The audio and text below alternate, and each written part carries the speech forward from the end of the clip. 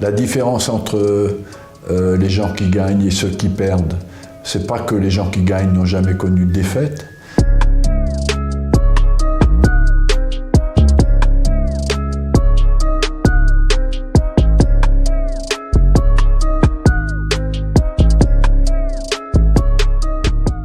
Je suis pas assez bon, je vais le faire plus tard.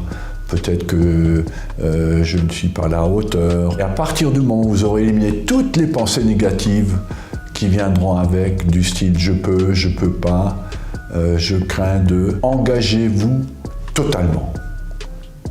Quand vous aurez éliminé toutes les pensées négatives, allez-y à fond et ne vous posez plus de questions.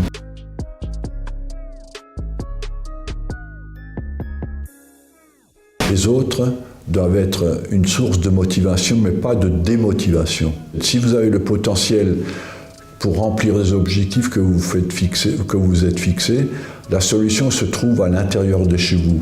Donc il est important de ne pas se laisser distraire par des réactions négatives venant des autres.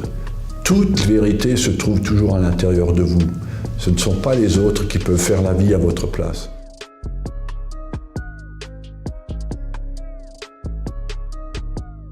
Il faut, si vous avez du talent, le combiner à l'effort. Le talent, sans l'effort, ne mène à rien. Mais pour cela, il faut naturellement, au départ, identifier ce qui n'a pas été, vous fixer un objectif et vous entraîner pour, naturellement, maintenir l'effort qui va vous permettre d'arriver à vos fins. Il faut savoir que l'effort a souvent des effets lointains. Donc pendant la période de l'effort, il ne faut pas céder, il faut maintenir tout le temps votre objectif et on maintient l'objectif en le soutenant avec l'effort.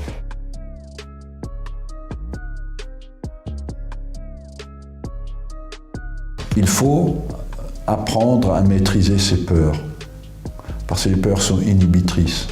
Et maîtriser ses peurs, c'est ne pas être dans le doute, il y a toujours une partie du cerveau qui vous dit « Oh, je vais y arriver » ou « Peut-être je ne vais pas y arriver ». Et donc vous êtes dans l'hésitation. C'est cela pire. Le cerveau de celui qui remplit ses objectifs, il est on task, il est concentré, il est dans le présent, il est dans l'action, il est dans la concentration sur l'acte à faire. Et il n'est pas dans l'hésitation.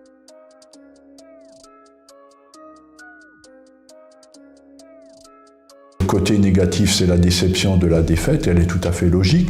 Et la blessure, elle vous fait tout à fait mal, et c'est tout à fait logique. Si une défaite ne vous fait pas mal, c'est que vous n'avez pas beaucoup de chances de vous améliorer. Mais il faut analyser objectivement. La différence entre les gens qui gagnent et ceux qui perdent, c'est pas que les gens qui gagnent n'ont jamais connu de défaite, c'est qu'ils ont analysé de façon très objective leur performance, en étant un peu dur avec eux-mêmes, et ont surtout, je pense, puisé de l'énergie pour corriger leurs défauts. Et je pense que c'est là qu'il faut être le plus adulte et ne rejeter pas la faute sur les autres ou les événements extérieurs. L'explication se trouve souvent à l'intérieur de vous. Et c'est là qu'il faut déceler ce qui vous a manqué et revenir à ce moment-là beaucoup plus fort.